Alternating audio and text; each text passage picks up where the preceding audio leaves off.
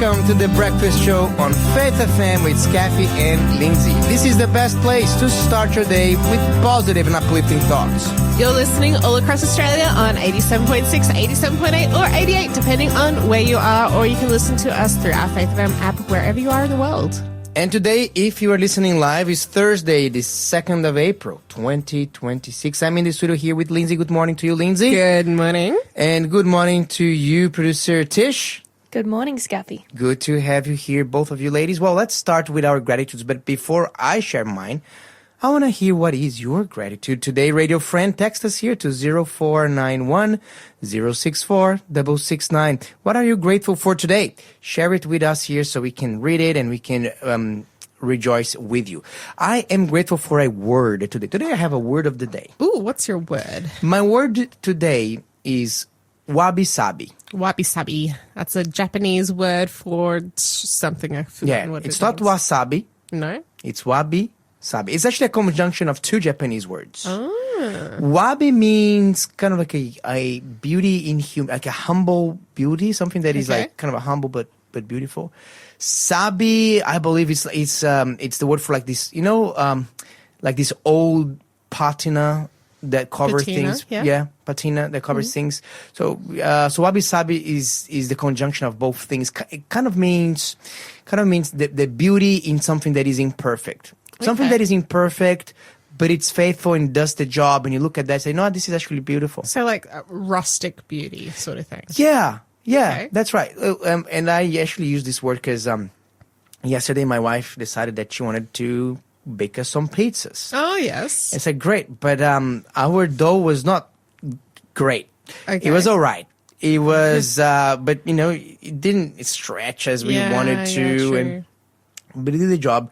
My wife was a little bit upset because she likes to have her, cooking everything right. Yeah. And I look at that and it says, love, this is wabi-sabi. It's good enough. We're gonna have some rustic pizzas today. Yeah. And it turned out more than fine. It turned out delicious. So wabi-sabi, just this great thing. I think that to me, this word is a great one because we live in a world where everything has to be shiny and brand new and so on. Mm-hmm. But sometimes when you look at those like pair of leather gloves that are cracked, but they're still doing their job and they're still keeping your hands warm. You look at that, you see how much history you have with that thing and say, you know what, this is beautiful, wabi-sabi. Okay, cool. Yeah, wabi-sabi. What about you, Lindsay Lou? You're not going to like this one. I'm grateful for noni juice. Oh, no. Who in the world can be grateful for that? Okay, tell me why you're grateful for it. I'm first listening. of all, tell us why you don't think that's a good thing. I've tried it before, and it's just disgusting. Sorry. What kind of disgusting? Describe it to me. It's like you're drinking somewhat like you get like a construction tradie in a hot summer day, and after like 30 days not wearing a sock, then he decides to make a tea. So just filter the water through that sock, and it gives it to you to try. This is very close to noni. Oh, wow. Yeah, look, when I first started trying noni juice, I was about 7 or 8 years old, and we got this to help with fungal infections that were happening for my younger brother. Okay. He had all these little warts that were fungal and tried everything else on the market and nothing else would help. And when he started taking that, it all cleared up. And since then... Did he drink that or he applied it topically? Drank over it. his And we skin? used to find it taste really bad as well. But we used to dilute it with like grape juice or water. But now over the years, I can drink it straight out of the bottle, like... It actually tastes nice to me now because I've gotten so used to it. It's an acquired taste, but it's also really healthy. That explains why while you were talking, there was like a fly that passed right in front of your mouth and you just like, you just like dropped dead. Now it is explained. All right. Thank you very much. So Tahitian noni, each man to its own. Producer Tish, what are you grateful for? Are you a fan of noni as well? I can't say it's something I've tried before. Oh, we're going to have a live experiment here? Or is it too risky? And what about you, radio friend? Are you a Tahitian noni or like a Fijian noni fan? Let us know, 0491. Are you a fan or are you a hater? Yes, help us decide this contest here of if it's tasty or not tasty. What are you grateful for, Tish? I'm grateful for the lesson that we've been doing at the moment at the end of our segments. I've also been doing it at home, and it's been a real blessing. Oh yeah, fantastic. We're looking into growing in Christ and talking about the letter to Laodicea. It's been really cool Bible study. You're listening to the Breakfast Show podcast on Faith FM. Positively different. And now it is time for a quiz. Please, producer Tish. Yes, it is. All right, first question for the day. What New Testament book is referred to as a history of the early church? What New Testament book is referred to as a history of the early church? We have 2 correct answers straight away. And if you think you know the answer, please text us in on 0491 064 669. What New Testament book is referred to as a history of the early church? It's a really good question. Do you like that book in particular? Look, I like it. I feel like I need to reread it more often than I do, to be honest. Yeah, there's so much stories there. Well, if you do know the answer to that one, 0491 064 669 is the number. What is the number again? 0491 064 669. And you know what, Skafy? No, what? I don't have my ginger tea with me today.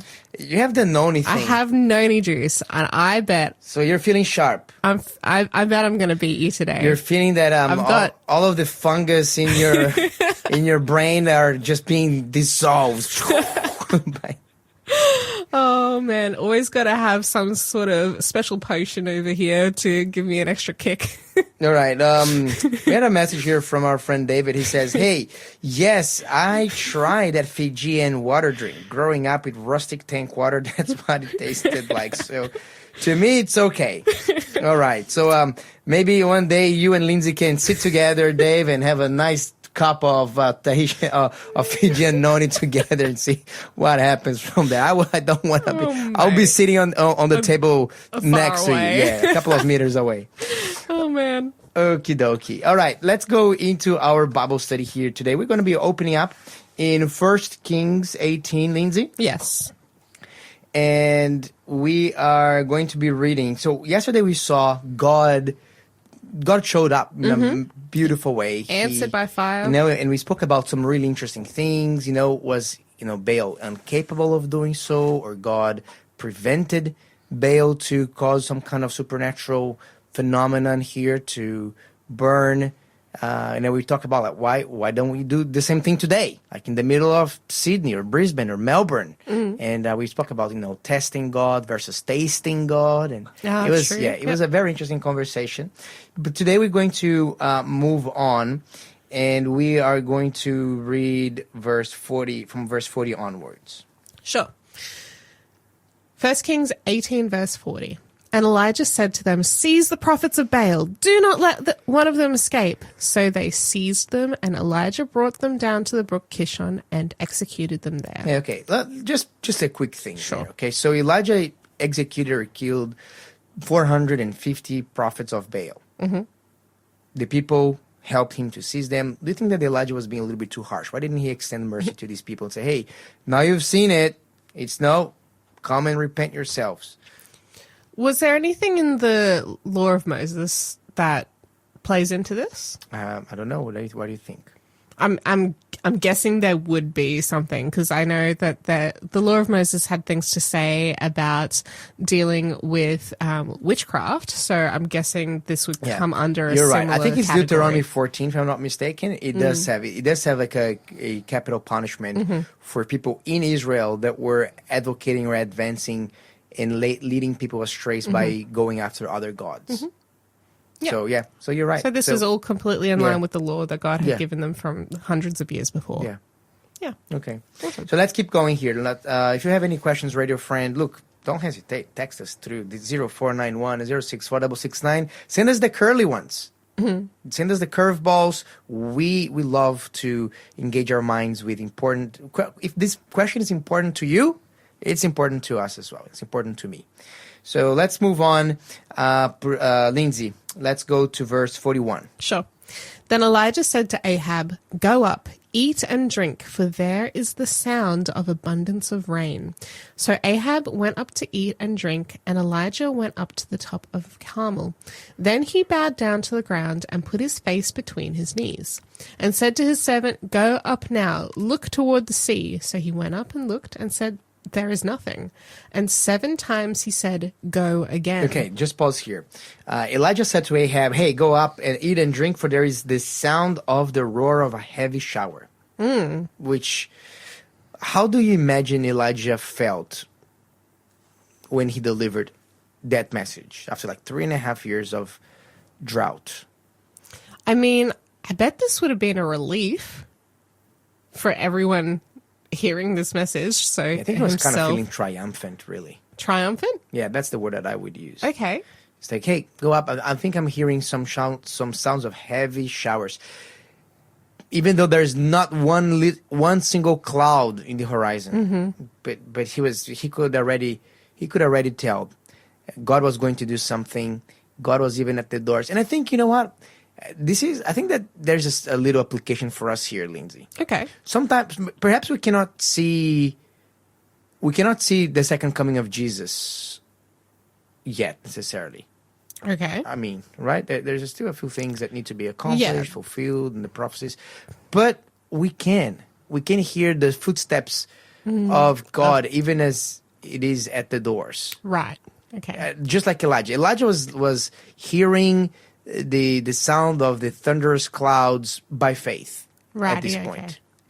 And to him was just as real as if this cloud was there. And I think that for us today is the same. Like, you know, God's promises are as good as reality. You know, God's promises for the future are as good as the past. And, you know, we can have just the kind of the same confidence, same expectation of Elijah. Say, hey, can't you see the sky is already starting to roll away, and Jesus is going to be appearing, you know, with the clouds. Can't you see that? Yeah. Well, we should all be able to, because this is what God said, and we know that the time is near, even at the door. So let's keep moving. Sure. So he said, look, no, he climbed up Mount Carmel, and he was looking at the sea, and his servant, you know, and Elijah was asking his servant, hey, are you seeing anything? And the servant saying, nah, I'm not seeing anything. That poor servant. Like, the place where they were at this point was down at the bottom of the brook Kishon, right? They've just executed these false prophets of Baal, right? Yeah. And now Elijah is telling his servant, go up to the top of Mount Carmel. Okay. Well, no, Elijah went up to the top of Mount Carmel, and he bowed down to the ground, and he put his face between his knees, and he said to his servant, go up now, look toward the sea. Like, they've done a bit of a hike here today. They've gone to the top, they've gone to the bottom, they've gone back to the top, and now he's getting his servant to go and look, probably going to a lookout somewhere nearby, and has to go back and forth 7 times. He's probably like, man, I'm sick of this. This is an exhausting day. We've just, you know, spent all this time like rebuilding these altars and now slaughtering a whole bunch of false prophets. Like, it was a big day. It was definitely a big day. Yeah. And the cool thing is that you know, if you go to Mount, I have never been, but I've seen some photos, and it has like an absolute beautiful views from the top of Mount Carmel, and you can see just these, you know, beautiful crystal clear blue waters of the Mediterranean through it. It's really an amazing view. And he's asking, hey, are you seeing anything? Any signs of rains? And the servant's saying, no, nothing. Until... Well, so, just quickly, when did Elijah pick up a servant? Because last time we heard, he was just chilling at this lady's house right before this happened. And yeah, it doesn't say. Yeah. But it was not uncommon for prophets to have, you know, a servant, like a... But did he have a servant out in the wilderness when the ravens were feeding him? Did he have a servant when he was living with the lady? I think he was the son. I think he probably brought one with him, maybe from Tyre. Maybe Like, even was who knows? Maybe it was even the boy, the son of the maybe. or Or did he pick up a servant at the execution? Like somebody was like, "Hey, I want to follow you around now that we've got like a lot is happening on this day." He's got a servant all of a sudden out of nowhere. Yeah, that's right. What? Yeah, absolutely. New character on the scene. Yeah. Okay. So Ahab went up to eat and drink, and Elijah went to the top of Carmel. Then he bowed down to the ground, put his face between his knees, and he said to his servant, "Go up now, look toward the sea." So he went up and looked and said, "There is nothing." And 7 times he said, "Go again."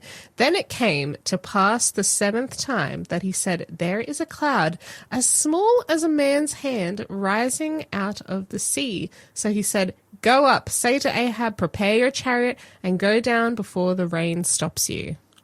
Okay. Anything you want to say on that one? No, I just think you say, no, Ahab, look, you better go somewhere. You better get a move on real quick. You won't be able to later. The rain is coming. Like, how crazy is that? Like, these people haven't seen rain for over 3 years now. Everything is dry and dusty. They've forgotten what rain even is like, and now all of a sudden they're going to have a monsoon hit them. And it's going to, like, make it so muddy and treacherous that people aren't going to be able to move. But it started as a very tiny cloud as well. Yeah. It doesn't start with like a massive, gathering of dark clouds. It started just like, imagine the size of a man's hand, like looking at the horizon. Yeah. He's like, not particularly big. But he was already hearing this abundance of rain by faith. Yeah. And then he's seeing a tiny cloud the size of a man's hand. He's like, "Yep, that's the monsoon. We're about to get hit real quick. Watch out." Look, the other thing here, just in case our listening friends haven't noticed, this imagery of this tiny little cloud, it's used again in the book of Revelation. Oh, is it? Yeah. Where is that? Okay, so if you open up with the book of on the book of Revelation, and let me see what passage here.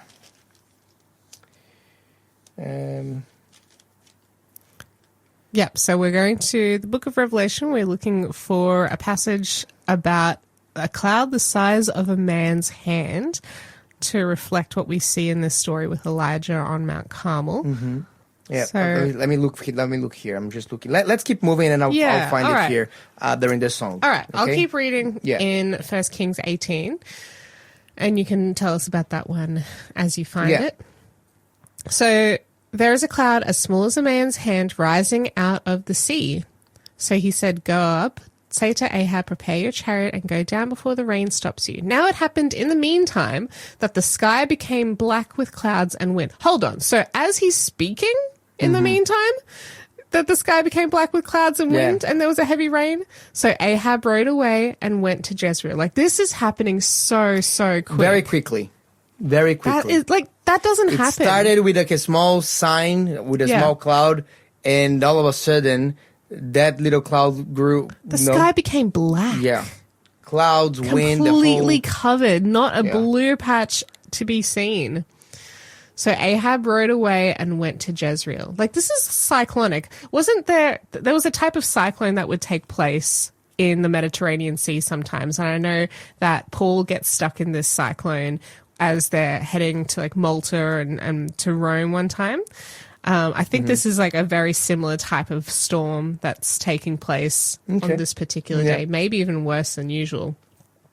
Then the hand of the Lord came upon Elijah, and he girded up his loins and ran ahead of Ahab to the entrance of Jezreel. That's really interesting. The hand of the Lord came upon Elijah. Is this like some supernatural running that we're seeing here? I think so. It's kind of like the Bible version of The Flash. The Flash? Yeah. Yeah. I feel like God also did this with Philip at one point later in the book of Acts. Like, just run for your life. Because, like, Philip was running so fast he caught up to a chariot. Yeah. And was just, like, running and chatting while he was running next to the chariot. Yeah. But in this case, means that he was probably running on zone 2. Zone 2. Do you know what the training zones are? Do you know what training zones are, producer teacher? A bit of a runner. Have you heard about that before, that concept? A little, but not well enough to explain it. Okay, so basically you have that thing called what is your max speed? Or? No, not your speed. Your like there's exertion, sort of. Your heart rate. Oh, okay. So usually they get like 180 beats per minute less your age, and they use that as a reference, a parameter. Okay. And then depending on the zones that you're training, I think like 50 to 60% of that is zone 1. This is like you're just like really relaxing. You're just kind of walking your zone 1, or just like a very, very light jog. Zone 2 is a jog that you actually want to be doing 80% of your training. If people are training for endurance races, you want to do most of your training on zone 2, because that's where you gain endurance. You don't injure yourself. Okay. And it is a pace where you can talk. One of the ways you can you are in zone 2 is that you can talk comfortably still with people. Okay. You can go for a jog and you can chat. This is like what Philip was doing in your example. Zone 3 is the next one up. I think maybe 85 to 90% of that magical number of your max HR heart rate, and then you can still speak, but then it's an effort. By zone 4 and zone 5, you're just like you cannot speak. Maybe zone 4 you can say one word here and there if you needed. Zone 5 you cannot even speak. You're just like all out, max out. You're just huffing and puffing. All of your energy is geared towards your muscles. There you go. And so on. So yeah, there you go. So Philip was zone 2 or 3. Zone 2. Yes, if he was able to give a Bible study. And so Elijah outran Ahab's chariot. And I think this is more impressive than the Philip story. Yeah. Because the Philip story, I mean, I can say I have outrun a chariot. Yeah. I mean, chariots are not necessarily going very fast. No. They can be, just cruising through. They could be going, like if you look at these horse and buggies, they don't go particularly fast. But in the case of Ahab, I think he was really speeding up. Yeah, well, they were trying to outrun a storm here. Yeah. And Elijah was like up the mountain. He had to go down. Exactly. And he outran him. Yeah. So that was quite impressive. Well, that was quite a miracle. That is crazy. Yeah. You're listening to the Breakfast Show podcast on Faith FM. Positively different. And now it is time for a quiz answer and another quiz question. Yeah, so the New Testament book referred to as a history of the early church is, you guessed it, the book of Acts. We had good answers come through from both our listeners and from our hosts. Yeah. Awesome. Cool. Yeah, Book of Acts, fantastic book. It's I think it's like a handbook for how the church should function and work. Yeah. In that it's it's telling the history of how the church became a worldwide movement. A lot of Christians today say, hey, we should go back to doing church the way things were done in the time of the book of Acts. I think that's a really good desire to have, but it's also important to keep in mind we live in a very different context today, and there's been a lot of water that's gone under the bridge, so it's kind of hard to get back to lot of that. That's a good point. Look, the book of Acts is descriptive, not necessarily prescriptive. Yeah. That being said, while perhaps the applications may change, I think that the zeal and the passion and the commitment, I think that there's a lot of principles that are still absolutely applicable and valid. I don't think things are going to look the same as the time of Acts, but there can be the same feeling. And there's a good quote along the lines of, we should return to a primitive form of Christianity before Jesus comes back. That's really important for us as Christians as a whole. Yeah. Yeah. All right. Okay, Producer Tish, do you have another quiz question for us by any chance? Yes, I do, and it's prophecy themed this time, okay. so get ready. Okay. What bird's wings were likened to those given to the woman of Revelation 12? Boom. We already have an answer. Skafy is in first this time, and then Lindsay, and they are both correct. Congratulations. What bird's wings were likened to those given to the women of Revelation 12? It's not a sunbird's wings. A what? Sunbird. What's a sunbird? Don't you know what a sunbird is? No. Oh, yes, because we don't have any in Australia. What's a sunbird? Colibri. You know what that is? No. What's another name for sunbirds? Is that tiny little birds that they flap their wings like at a million Hummingbird? times per hummingbird? Yeah, Huh. hummingbird's another name for that. I don't think we have them in Australia either. No, no, they're in it is very America. sad. Yeah. That's sad. Oh, Yeah. well. Anyway. There's two birds that I feel just very sad that we don't have in Australia. One are hummingbirds. Yeah.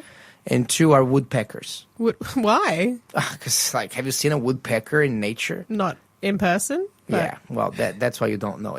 They are absolutely gorgeous, majestic, amazing. Just listening to their sound, knocking on wood, is just incredible. Yeah. It's a thing to behold. I love bellbirds. Oh, bellbirds are great. I Me love listening to too. bellbirds. Oh man, there's a part of the road nearby here where as you go past there, you can always hear the bellbirds. So I always wind down my window so I can hear them even better when That's I go past there. amazing. It's Yeah. so beautiful. But let me tell you this. Did you know there's bellbirds and bellbirds? So Okay. let's talk about birds just for a second here, Okay, right? rightio. We have the bellbird, which is the beep, beep, beep, you Yeah. know, the ones that you're walking through the forest and you're seeing them all the time, you know, chirping, which is very nice and very beautiful. But did you know that there's another bird? They are also called bellbirds, Are they? or neotropical bellbird. Okay. And these are the birds that have the loudest song in the, of all birds. Wow. Does it sound any good? It sounds like coming out of a movie.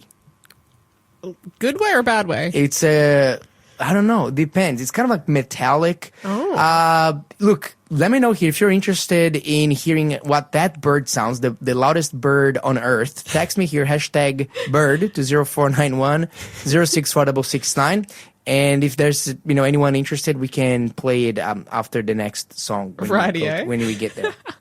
Yeah. Okay, well, shall we jump back into our Bible study for this morning? Oh, what? Oh, we haven't quiz. What's going on here? You want to say a quiz question Tish? one more time? Okay. Yeah, you just read it out. Producer to us. Tish was giving some instructions for us here. I got it a little bit wrong. That's Okay, that's all right. Don't worry about it. We'll jump back into our Bible study now, and we'll hear the quiz answer later. Okay. Okay, where are we up to? Then the hand of the Lord came upon Elijah, and he girded up his loins and ran ahead of Ahab to the entrance of Jezreel. So back in those days, they used to wear long robes. Like men and women, they would wear robes. And so if they were walking, that was fine. But if they were going to run, which was a very rare occasion, and for men particularly, it was very, I guess, dishonorable to be running, but this is an exceptional moment. Yeah, it was a little bit, when you're girding yourself up, you're lifting up your you bring up robes the robe and you tuck it towards into your belt, Yeah. and you kind of run. You turn it into more like a play suit or like a pair of overall type of situation, and then you just run. That's for right. your life. The thing is that your legs get exposed. Yes. Your undies, I think, to a certain point get Probably exposed flapping as well. about a bit. So for an old man, it was a bit of people are looking. Hey, well, if Why you're a is he young man, showing his legs. yeah, if you're for a young man, no problem. For older men, it was a little Yeah. bit shameful. Yeah. But I don't know if that. I think because of the circumstance, nobody's taking notice of that. Nobody's taking notice. They're all heading in the same direction. Nothing trying to see here. go Just home. an age prophet, running with his How old legs was he? bare naked. I don't know. Just assuming. I'm imagining him middle-aged. Yeah, I don't know. But and he's just outrunning the king's chariot at full speed. Bro, this Nothing guy to knows see something here. we don't. We all better And he was hurry up. not on Fijianoni, by the way. He's not on that. It's Are you not, sure? It doesn't give you superpowers like that. Oh, by the way, I just want to make a correction here. I thought that this reference of the cloud being half of the size of a man's hand was in the book of Revelation. I was looking here, and it's not. So the reference of the book of Revelation is God coming from a cloud. Yeah. There's actually a number of them. In Revelation 1 verse 7 says, "Behold, he's coming with the clouds, and every eye will see him." Another angel, so this is Revelation chapter 10, clothed with a cloud. Okay. So yes, there's a lot of clouds mentioned in the book of Revelation, but not a cloud particularly the size of half of a man's hand. Are any of them small clouds to Doesn't start with? necessarily No? say, Okay, it's yeah. just clouds. Yeah. Radio. Okay.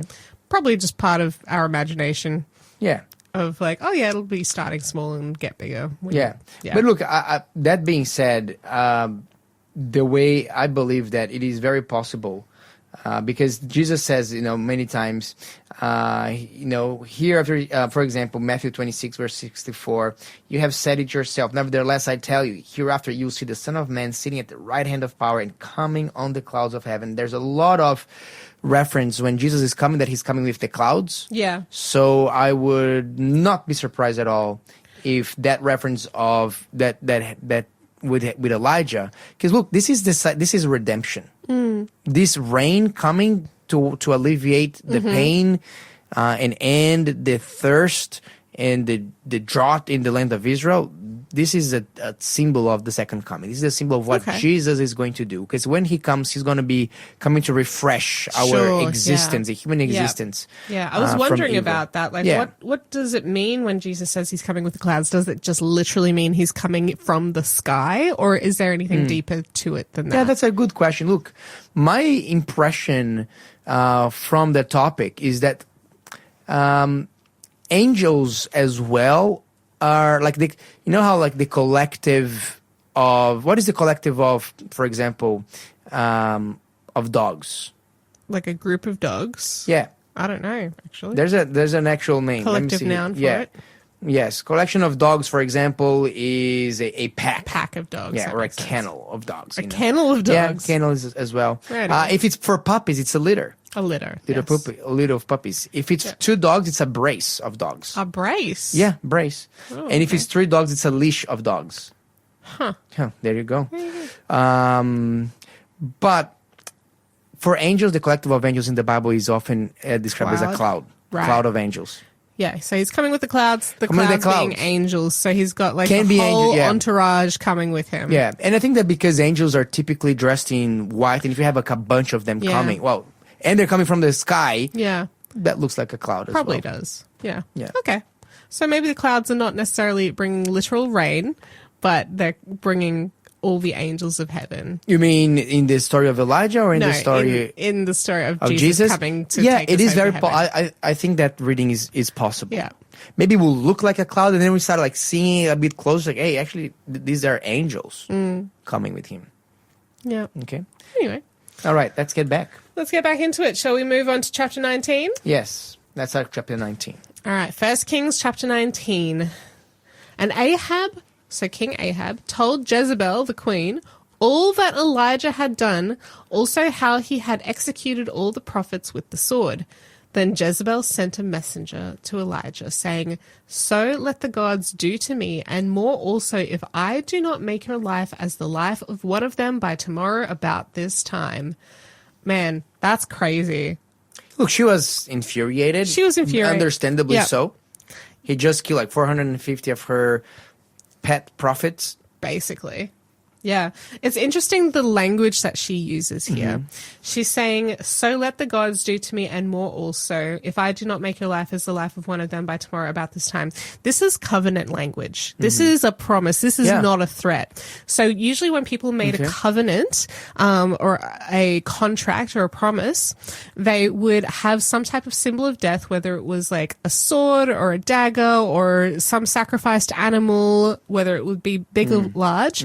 And then they would call upon the god or the gods, and they would call the god to witness what they're about to say, and then also enforce upon them both about what they were going to say if one of them didn't hold up their end of the bargain, and would say, like, basically this symbol of death, God, if you see that I don't uphold my end of the bargain, you make me like this. But she's saying, I'm going to make you like one of, and the symbol of death in this situation is all the prophets that he's just slaughtered. I'm going to make you like them by this time tomorrow. This is a promise, not a threat. The lady was basically making a pact with the devil. Yeah, if basically. She hasn't done one already. Said, look, if I don't kill you, Elijah, my life here. Yeah. Let the gods do with me whatever they want. Yeah. Yeah, it's full on. That it's not just angry words. No, she's like it's like a curse at this point. Yeah. It's like literally she's making a pact with the devil to get Elijah's done. The interesting thing is, let's see what happens with Elijah after she says that. Yeah. So, verse 3. And when he's excuse me. And when he saw that, he arose and ran for his life and went to Beersheba, which belongs to Judah, and left his servant there. He ran the entire length of the land of Israel. But you know what? I was thinking about this. Beersheba is not really the entire. I was looking. It's like the most significant. He's coming from the north, to the south. He's coming from a fair way north. Yeah, but he crossed the country basically all the way south, just about. Yeah. But he was afraid. Why was he afraid? I mean, he just has seen God's incredible revelation of his power. Yeah. he just slayed 450 prophets of Baal on the power of the Holy Spirit. He just ran a marathon at a 1 minute per kilometer pace, which is, I mean, pretty hectic. No, not very. It's impossible. Impossible? Inhuman. I don't know. I'm just yeah. Only if you're a runner, you will understand that reference. So there you go. Yeah, look, I'm a slow runner. My pace is about 6 minutes per kilometer. Okay. These like professionals, they do 3.5 minutes per kilometer. Like 1 minute per kilometer would be like a zooming. horse. Yeah. And then this lady just swears something, and all of a sudden he's afraid. Yeah. Man, it's been a big day, okay? I'm just going to put it down to he's had a big day. Probably a bit more than that. What do you think? Look, I don't know. This is one of the passages that I always, every time that I'm here, I just stop whatever I'm doing and I'm saying, God, why was Elijah afraid? I struggle to understand perhaps because I have never experienced that level of burnout that Elijah was doing. Yeah. But this is my theory. I developed several theories over time, but I'm going to share with you one, which I think is probably my favorite. I think that Elijah's expectations that after all this showdown is that the problem was going to be resolved. Just click Everything your was fingers, going to it's all go done. back to normal. Yeah.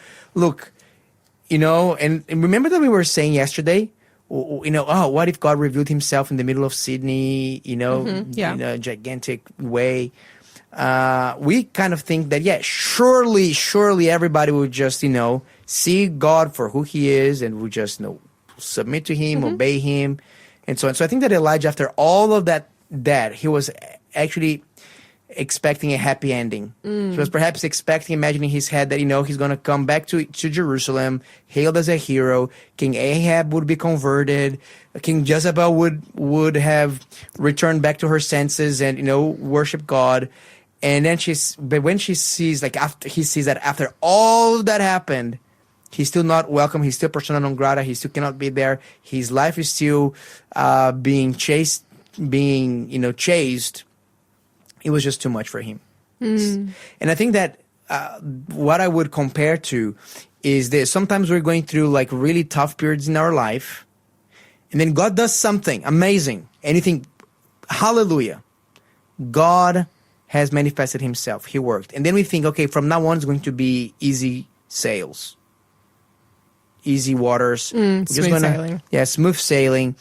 And then after that small respite, something big still happens, or even something worse.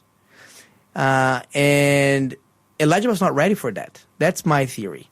Elijah thought, okay, this is the end.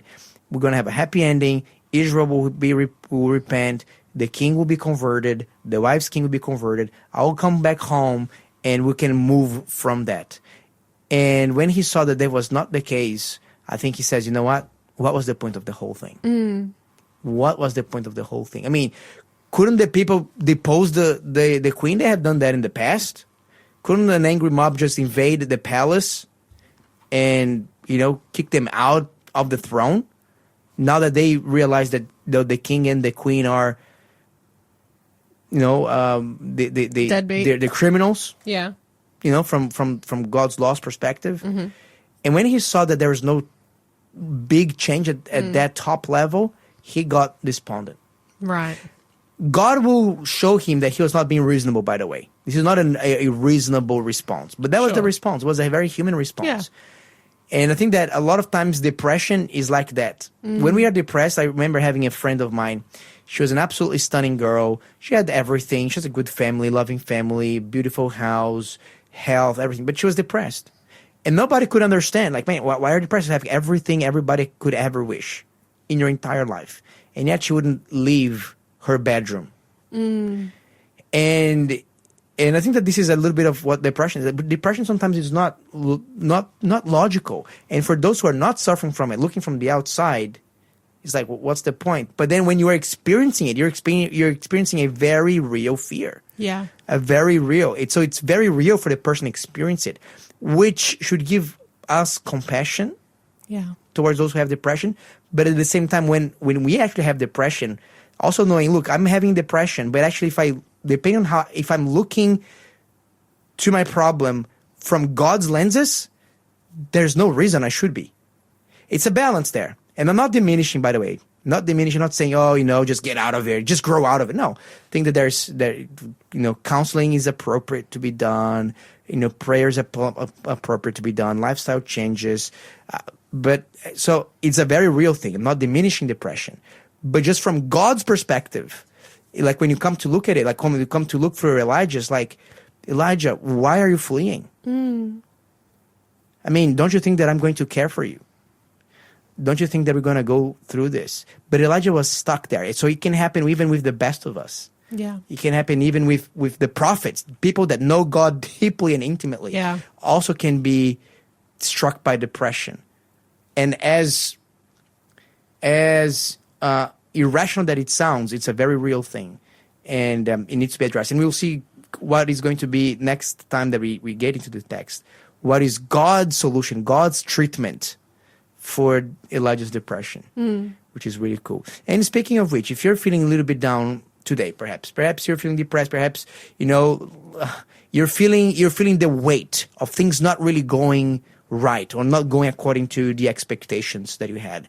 Look, number one, we want to pray for you and we sympathize with you. Number two, I would say, look, seek help, seek professional help. Oftentimes it does help a lot. And I think you should be able to fight this war against depression with all the power you can. You're listening to the Breakfast Show podcast on Faith FM. Positively different. Let me just say this, since we are in this topic of depression, Lindsay, a lot of people say, depression is lack of faith. Your faith is just not big enough. Is that true? Can we see this in the case of Elijah? Do you think that Elijah was a man that lacked faith? No, I don't think so. No. Definitely He didn't. not. Do you think that Elijah was a man that didn't know God? No. And look, he went through a lot. You mentioned that before, he had a big day. Look, he went through a lot. 3 years. And this is one thing that we don't realize is that in the same way that we cannot carry infinite amounts of weight, physical weight in your back, I cannot ask you to carry my piano for me in your back because it's just too heavy. Yes. It's very easy to see that in the physical world, but then in the world of emotions, Elijah, he's just received a death threat from a psychopathic queen. Yes. He just had to witness the slaying of 450 prophets of Baal. And even though they were wrongdoers by the law of God, just by witnessing that has to give you traumas. That's true. Seeing such a slaughter. Yeah. Then you had, you're seeing a very disturbing scene of the prophets of Baal trying to call Baal, cutting themselves and shouting, prophesying. This is very disturbing. Then you see the apathy of the people of Israel. Yes. All the while you have been just like living in the wilderness, living out of your country for, 3.5 years. It is a lot. It adds up. That's why I believe it's some of the factors contributing to Elijah's depression. He was just coming to the point of breaking. I wish that he could have. For those who are outside, sometimes we're looking from the outside and saying, "Man, like there's no reason. Like you could have just trusted in God. Look at what God has done." But when you are there living in the process, it is very hard to see that. It's so intense. It's very hard, and sometimes we're so overwhelmed with what's going. We're so overwhelmed with what's going around us that we can't really see God's presence near us. I am a believer though that God can do everything, and I'm a believer that when we are in God's presence, and I have seen periods where I was depressed, where I was anxious, and I cried unto God for help, and He helped me. Am I saying that this is the ultimate cure? Look, I don't know. I think that it depends on your faith, depends on what you know about God. But if you need external help, grab external help for that. Thanks for being a part of the Faith FM family. Join our community on Facebook or get in touch at 1-800-FAITH-FM.